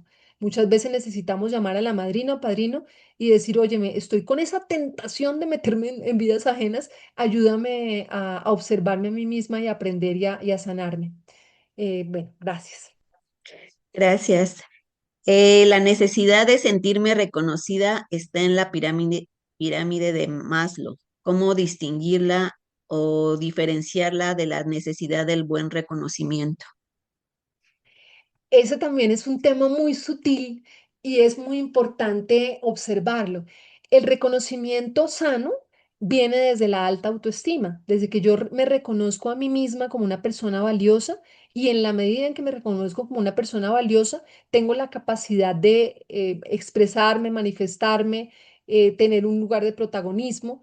Pero se vuelve malsano cuando yo empiezo a obsesionarme con la opinión ajena. O sea, una cosa es cuando yo libremente me ubico en un lugar en donde puedo expresarme y ser reconocido por lo que soy, pero otra cosa es cuando me obsesiono, cuando empiezo a decir, "Uy, ¿qué será lo que pensó fulanito de mí? Uy, no, ese hizo mala cara. Uy, no, ese me rechazó". Ahí ya se me empieza a detonar la obsesión por la búsqueda de la aprobación, porque siento como que además yo soy valiosa si otros me aplauden o no. Cuando yo me reconozco a mí misma desde la autoestima alta como una persona valiosa, se me quita la obsesión de qué están opinando los demás de mí. Entonces es una sutil diferencia para los codependientes. Gracias, Martita. ¿Cómo se puede plantear que instigar entre compañeros afecta el servicio de los involucrados? Qué pena, es que no entendí muy bien esa pregunta. Eh, Dice, ¿cómo se puede plantear que instigar entre compañeros afecta el servicio de los involucrados? Pues yo me imagino que cómo instigar entre compañeros afecta en el grupo para hacerla más. Pero se refieren a instigar, ¿en qué sentido? Instigar es Yo creo que como hablar, criticar, pues en sí, el porque servicio nos afecta mucho a persuadir a otros sobre que hagan algo o procedan a hacer algo. Eso es pues es como un patrón de control. Cuando yo trato de convencer a los compañeros que deberían hacer las cosas de determinada manera, yo estoy practicando un patrón de control porque estoy diciendo en el servicio, mi compañera no está brindando bien el servicio, esa persona lo debería hacer de determinada manera. Estoy interfiriendo en el servicio de esa persona. Entonces, claro, eso afecta a la unidad del grupo y afecta el servicio, porque cada servidor está brindando el servicio desde sus capacidades. Y una cosa es que yo de pronto vea que un compañero podría hacerlo de una manera mejor, siguiendo los lineamientos del programa, y otra cosa es que desde mi opinión subjetiva, yo diga, no, es que me parece que este compañero está haciendo muy mal el servicio y empiezo a interferir en su proceso. De pronto eso pueda dar respuesta a la pregunta, no sé. Sí, la misma persona, yo creo que contestaste algo de lo que preguntó, que dice, ¿y cómo proceder si eso me sucede a mí como codependiente y en qué herramientas del programa me fortalezco? Pues yo creo que cuando estamos brindando servicio, puede ser que alguien me esté interfiriendo mi servicio, opinándome y juzgándome, y yo puedo poner un límite amoroso, decirle, mira, creo que eso lo podemos mirar en reunión de servicios, si tú tienes alguna inconformidad con mi servicio, ahí lo podemos plantear. O si yo tengo la tendencia a tratar de controlar a otro en el servicio, pues yo tengo que autoobservarme y decir, bueno, ¿por qué no me centro en mis asuntos y quiero andar opinando sobre cómo la compañera o el compañero está brindando su servicio? Y a ver si no se me salta ninguna. Dice, ¿cómo puedo obtener las diapositivas? Bueno, creo que ahí ya se lo contestaron. A ver, déjame ver si tengo otra. Am, quiero controlar las Ay, decisiones del, perdón, Marta. ay, no, que veo que la compañera Cristina me está diciendo que hablemos un poco, que yo hable un poco más lento. Yo tengo la tendencia a hablar muy rápido, entonces ahorita voy a contestar más lento. Dice, bueno, dice, ahora que los veo, soy ambos, quiero rescatar la vida de familia, creo que ese no es una pregunta. Dice, quiero controlar las decisiones del hijo de 15 años en el área deportiva. Él quiere cambiar de equipo. Ay, creo que sí, ya se me pasó, perdón. Am, deja ver si la encuentro otra vez. Am, ¿cómo trabajo conmigo para dejar al hijo en paz y yo poder descansar? Pues yo creo que gran parte del asunto de la codependencia es justamente eso, ¿no? Empezar a entender gradualmente que aún los hijos, que son pues los seres más queridos, bueno, yo no soy mamá, pero para quienes tienen hijos, son sus seres más queridos, es entender el respeto de decir, mi hijo tiene un poder superior, puedo darle lineamientos, puedo transmitirle valores, puedo transmitirle principios, pero necesito ponerme límites a mí misma cuando quiero interferir en la vida de mi hijo. Porque los hijos tendrán que vivir sus experiencias, tendrán que pasar por sus dificultades y en muchos casos ellos quieren tener autonomía. Otra cosa es que el hijo venga a mí y me pida un consejo específico con algo puntual y yo le puedo compartir mi fortaleza, experiencia y esperanza para la situación que él esté atravesando. Gracias, Martica. Dice Mariana, gracias, Martica, por tu experiencia, ayuda a mi recuperación. Tengo una pregunta. Me pasó que intenté apoyar en una situación familiar repartiendo algo para que hubiera orden, pero al final terminé quedando mal. Desde el enfoque de la no interferencia, ¿cómo puedo aprender a ayudar sin cargar con responsabilidades que no me corresponden? Esa es como una sabiduría que se va adquiriendo gradualmente en el programa, porque en muchas familias se ha naturalizado que algunas personas lleven ciertas cargas muy pesadas y como que eso ha hecho parte de la vida cotidiana de la familia. Cuando yo empiezo, por ejemplo, a darme cuenta que estoy descuidando mi autocuidado para meterme de cabeza a salvar la vida de otras personas o que estoy asumiendo una responsabilidad que afecta mi seguridad personal, mi estabilidad, pongo un ejemplo, si alguien me empieza a decir que tengo que asumir cargas económicas de mi familia y yo misma no tengo resueltos mis propios asuntos, pues yo puedo poner un límite saludable y decir, no, ese tipo de ayuda no la puedo brindar. Entonces creo que es como en la medida en que cada vez acentuamos nuestro autocuidado, también podemos poner límites amorosos con nuestra familia. Gracias. Déjame ver si hay otra pregunta. Dice, ¿cómo proceder como coordinador de una reunión cuando hay una interferencia clara de un compañero? Bueno, una de las diapositivas mencionaba que una posibilidad es en ese momento hacer una pequeña pausa y leer. Hay un documento que se llama En aras de la seguridad propia, en donde se recuerda cómo es que no se interfiere. Entonces, en ese momento se puede hacer una pausa y decir, bueno, compañeros, queremos recordar los lineamientos que tenemos dentro del grupo para que en nuestros relacionamientos y en la manera en que compartimos acá tengamos presentes que esos son los lineamientos que de común acuerdo tiene el grupo. Y los grupos también en sus reuniones de servicio pueden acordar, basado en este folleto de la no interferencia, de qué manera se practica de la mejor manera posible. Se toma en la decisión por conciencia del grupo en reunión de servicio. Gracias. Dice, cuando existe miedo a un desenlace fatal por la adicción de un hijo adulto, ¿cómo manejar el tema de no interferir y permitir que sufra las consecuencias de sus actos y esa consecuencia puede llegar a ser como fatal? O no alcanzo a ver la otra palabra, pero sí esa consecuencia puede llegar a ser muy mala.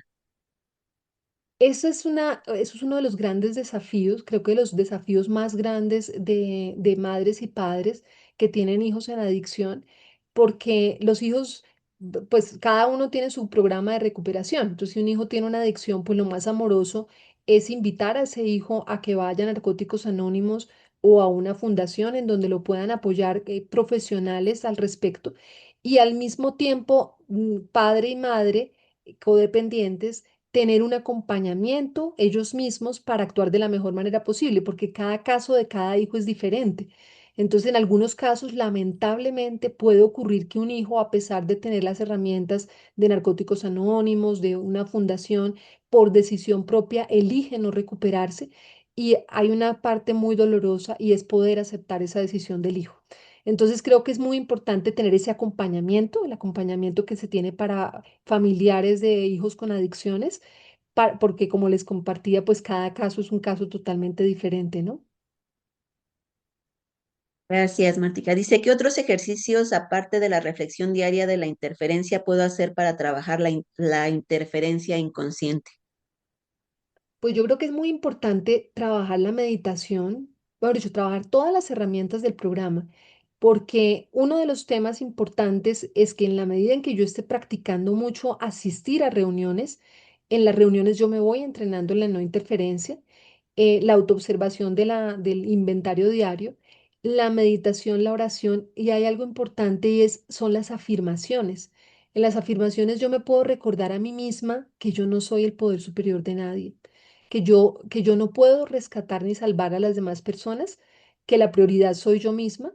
Y la prioridad yo soy yo misma no lo estoy diciendo desde el egoísmo, lo estoy diciendo desde la sanidad, desde las relaciones amorosas. Me centro en mi recuperación y en esa medida me comunico de una manera más saludable con las personas, y las afirmaciones son como reprogramaciones mentales, en donde todo el tiempo me recuerdo a mí misma que cada persona tiene su poder superior. Hay muchas también afirmaciones de la propia CODA y afirmaciones que podemos construir nosotros mismos para reprogramar nuestra mente y recordarnos que nuestra obligación no es rescatar y salvar personas, que podemos acompañar amorosamente a las personas, pero que el rescatismo y la salvación muchas veces generan efectos contraproducentes. Gracias, Martica. Hay muchas preguntas, así es que si se me saltan algunas, disculpen. Dice, ¿cómo Tranquila. trabajo el hecho de que en ocasiones confundo el educar a mis hijos con la no interferencia, no ser entrometida, pero sí hacerles ver, por ejemplo, que es bueno que saluden? Pues yo creo que con los hijos cada persona va adaptando, bueno, digamos, en la medida en que la persona esté trabajando la codependencia, cada persona va encontrando la ruta. Y la no interferencia es como empezar a permitir la madurez de cada uno de los hijos, de cómo cada hijo tendrá que afrontar en su vida dificultades.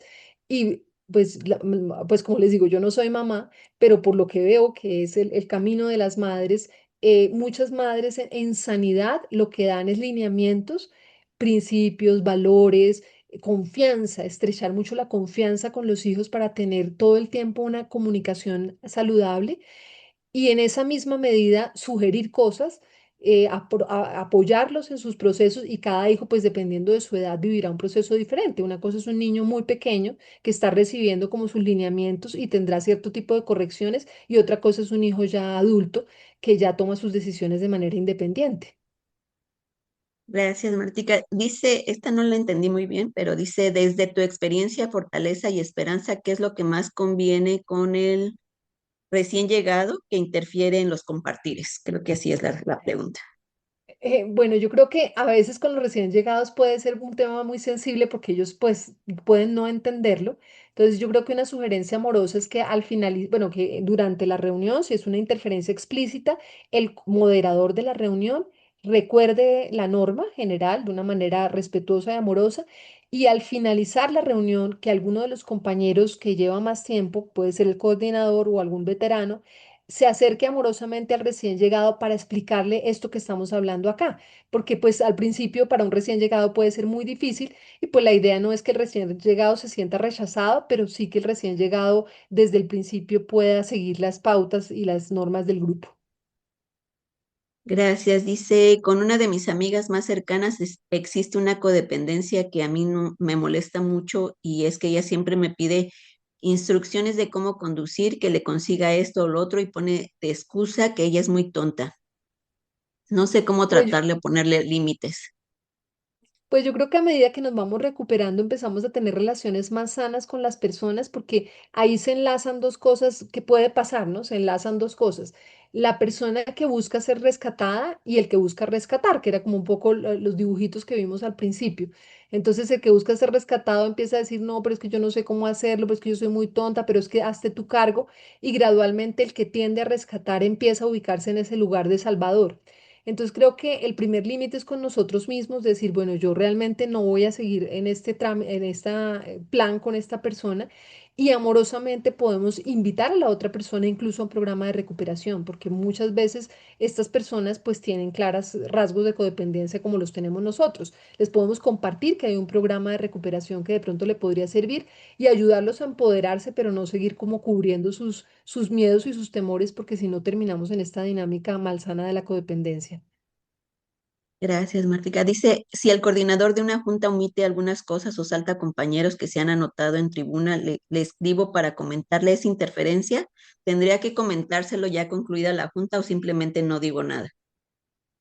No, yo creo que sí, pues digamos, cuando un moderador se salta personas, al menos en las reuniones en las que yo he participado, amorosamente se levanta la mano y se recuerda a quién estaba en turno. Y eso no es tanto interferir, sino colaborar a que la dinámica de la reunión se dé de una manera sana para evitar que alguna persona quede excluida o que no se respete el derecho de hablar de alguna de las personas. Bien, gracias. ¿Qué hacer cuando la interferencia familiar afecta mi toma de decisiones y entro en duda?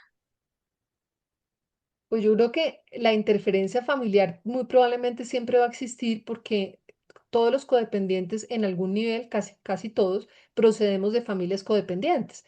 Entonces no podemos aspirar a que nuestra familia cambie, sino a que cambie la manera en que nos relacionamos. Entonces cuando hay interferencia familiar, nosotros tenemos todo el derecho a empezar a practicar los límites amorosos y empezar a actuar de una manera diferente, porque pues en últimas nosotros somos los que estamos en un programa de recuperación, no el resto de nuestra familia.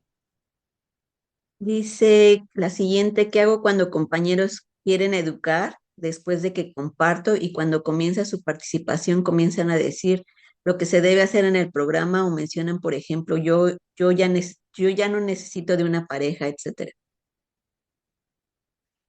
Pues bueno, el que dice que yo ya no necesito de una pareja, pues está libremente compartiendo eso. Pero si yo siento que la persona cuando dice lo que se debe hacer me está claramente interfiriendo, yo puedo pedir un límite. Por ejemplo, había un grupo en donde ocurrían ese tipo de cosas y yo pues dejé de asistir, pero durante el tiempo en que estuve asistiendo, yo desde el principio decía, agradezco que frente a mi compartir no haya ningún comentario. Y después, en ese momento, yo no hacía parte, digamos, no era mi grupo base, entonces por eso acudía ocasionalmente, pero posteriormente me acerqué a donde el coordinador del grupo, pues a comentarle que sentía que en reunión de servicios era importante que se evaluara eso. Y yo creo que los grupos, digamos, cuando uno es el grupo base y estamos participando de manera muy activa, sí es importante hablar con las personas que están o asistir a las reuniones de servicio y mencionar que este tipo de situaciones se están repitiendo para que de alguna manera el propio grupo empiece a generar un límite a la interferencia, recordando estos lineamientos de manera constante. Creo que es una decisión, pues digamos, es una responsabilidad colectiva y en lo personal, pues mi manera era esa, ¿no? Era de explicar desde un principio, agradezco que frente a mi compartir no haya ningún tipo de comentario. Y bueno, en su momento pues me lo respetaron y lo hacía desde el principio porque me daba cuenta que en ese lugar tenían esa tendencia a hacer eso. Gracias, Martica. Esto ya lo dijiste en la presentación, pero dice que cuando un compañero está compartiendo y se le pasa un pañuelo, se le da una palmadita, etcétera, ¿es una interferencia? Sí, ahí explicábamos un poco que Cuando yo siento el dolor emocional de una persona y empiezo o a pasarle un pañuelo o a abrazarlo o a palmotearle la espalda, puede ser que esa persona, por un lado, se distraiga de lo que está compartiendo, por el otro lado, se sienta como que estoy sintiendo lástima por la persona. Entonces, en los grupos a veces lo que se hace es que en reunión de servicios se toma una decisión puntualmente frente al tema del pañuelo y colectivamente se toma la decisión de si está bien que se le pase un pañuelo o no, pero en muchos espacios se sugiere no hacerlo para no romper en ese momento. Y obviamente cuando la persona finaliza su compartir, cuando terminó de hablar, sí se le puede pasar un pañuelo. Entonces es como de esa manera que funcionaría. Gracias. Dice Araceli, ¿puede una codependiente guiar hijos relativamente sanos? Pues yo creo que todos los codependientes cuando estamos en recuperación empezamos a tener muchas herramientas para tener una crianza sana. Ayer en el grupo de Codarmonía al cual yo pertenezco, tuvimos un taller muy bello sobre una compañera en recuperación que nos compartió su experiencia de una situación muy desafiante a nivel familiar. Fue un taller pues, para que todos lo escucháramos y fue muy bonita la experiencia de ella como codependiente en recuperación. Entonces yo creo que independientemente de la edad que tengan los hijos, cuando ya estamos en un programa de recuperación, siempre va a ser posible dar una crianza mucho más saludable que antes de entrar al programa o estando por fuera del programa. A ver si hay otra pregunta. Am,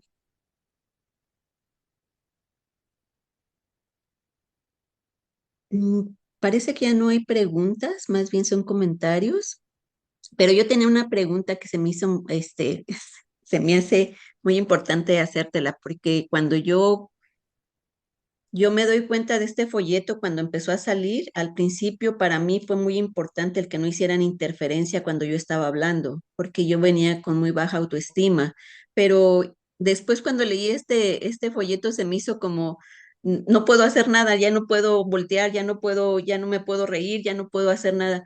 ¿Cómo manejas esta situación de la no interferencia para no entrar en extremos? Pues Blanquita, te quiero decir que me siento muy identificada contigo porque yo toda la vida he sido una defensora de la no interferencia, pero cuando empecé a leer el folleto con tanto detenimiento para hacer esta presentación, pues en algún nivel también empecé a pensar algo así, porque digamos a mí me gusta mucho reírme a veces en las reuniones y como que ayer me estaba todo el tiempo autoobservando, ¿será que me estoy riendo mucho? Pero yo creo que hay algo en nuestro corazón que nos va diciendo qué sí es correcto y qué no es correcto. Sobre todo creo que el lineamiento más importante es ver hasta dónde yo entro en un estado o de rescatismo y de querer salvar personas o de opinar, criticar, juzgar. Entonces, cuando me veo como en ese plan a mí misma, yo digo, no, eso sí es interferencia. Otra cosa es libremente decir, ay, espontáneamente hubo algún comentario chistoso en nuestro grupo Armonía ocurre frecuentemente que alguien dice algo y como que todos soltamos la risa, pero nadie se está burlando de nadie, ¿no? Sencillamente nos reímos como con la felicidad de estar juntos y de que alguna anécdota de algún compañero pues nos saca alguna sonrisa. Entonces creo que gradualmente ahí nos vamos autorregulando y creo que el propio poder superior nos va guiando de qué sí es correcto y qué no lo es en este proceso, ¿no? Para no volvernos tan rígidos. Ay, voy a abrir mi cámara porque claro, no la había abierto porque tenía miedo de que se me cayera la presentación, pero me da Sí, alegría verlos a todos. sí, gracias. Esta Fabi se me había pasado esta pregunta. Dice, en un grupo, si yo estoy compartiendo y las mismas compañeras te interrumpen en mi experiencia que estoy compartiendo, ¿cómo poner límites si ellas mismas dicen que así es la autonomía del grupo? Pues mira, yo quiero compartirte que justamente a mí me ocurrió, recién llegada al programa, además de mi grupo base, que siempre ha sido Coarmonía, en donde ha habido mucho respeto por la no interferencia, yo empecé a asistir a otras reuniones de otro grupo. Y resulta que ellas decían que por autonomía de grupo podían interferir y me opinaban frecuentemente sobre mis compartires. Yo no hacía parte del grupo de servicio. En varias oportunidades les compartí que en mi caso les pedía que no interfirieran porque no era, digamos, no me hacía bien para mi recuperación. Y un día me di cuenta que en ese grupo yo no iba a poder recuperarme porque fue como una compinchería entre las personas que estaban en reunión y como yo sentía que entraba en el terreno del chisme, porque empezaban a preguntar que cómo, que bueno, a interrumpir, a hacer todo lo que dijimos acá que no hay que hacer. Entonces yo creo que tenemos que tener como la sabiduría de decir, bueno, si realmente hay un grupo que funciona así, es probable que no tenga mucha solidez, porque cuando los grupos no practican los lineamientos del programa, lamentablemente suelen desaparecer, que fue lo que le pasó a este grupo al que yo iba. Con el tiempo dejó de funcionar por esa razón. Pero pues también está en nuestra autonomía de decir, bueno, me siento cómoda en este espacio o elijo no seguir en ese lugar. Gracias, Martica. Dice, cuando comparten explícitamente sobre su poder superior con nombres de deidades, catequesis, iglesia y demás, y a mí me genera incomodidad, ¿es interferencia solicitar no exponerlo? Bueno, yo creo que eso también tiene que ver mucho con la manera en la que operan los grupos. Digamos, en nuestro grupo de recuperación somos muy como cautelosos en eso, de no empezar o a nombrar autores o a nombrar programas o a nombrar movimientos espirituales específicos, porque eso puede generar incomodidad. Pero eso también creo que hay que trabajarlo en reunión de servicios para que desde un principio sea muy claro eso. Hay otro grupo al que yo asistía en donde sí se mencionaban con nombre propio las creencias de las personas y bueno, funcionaba de esa manera. Entonces creo que también en los grupos, en las reuniones de servicio, es importante empezar a trabajar esto de manera colectiva y mientras tanto autoobservarme y decir por qué me está afectando tanto lo que están compartiendo los compañeros, ¿no? Porque muchas veces también tiene que ver con nuestras propias dudas frente a nuestro poder superior. Pero la idea sí es pues, que cada uno mencione la palabra poder superior más que empezar a hablar de creencias específicas. Gracias, Martica. Creo que la siguiente pregunta también, que ya la respondiste con esa respuesta, dice la siguiente, ¿cómo no interferir o querer controlar si nuestros hijos corren riesgo por sus propios comportamientos en caso de un hijo adicto? Sí, el tema de los hijos adictos creo que es uno de los temas más delicados y por esa razón creo que es tan importante que además del programa de CODA, si el hijo adicto está asistiendo a una fundación o está asistiendo a un grupo, también podamos relacionarnos con otros padres y madres que están atravesando por situaciones particulares con respecto a sus hijos, porque cada caso es diferente. Lamentablemente hay hijos que a pesar de estar en un programa de recuperación, pues tienen unas adicciones muy marcadas y no hay recuperación en ellos. Y hay otros hijos en los que a diferencia de esto sí hay recuperación y los padres pues creo que en la medida en que estén todo el tiempo muy conectados con un programa de recuperación, no solo el de CODA, sino los grupos de familiares de adictos a sustancias, van a tener cada vez más herramientas para gestionar lo que está pasando en la vida de ellos y tener aceptación, porque en algunos casos, pues lamentablemente la situación no se va a solucionar y habrá que recurrir a a la aceptación. Pues muchas gracias, Martica, por tu participación. Fue de mucha utilidad creo que para todos nosotros. Damos por finalizado. Si quieren...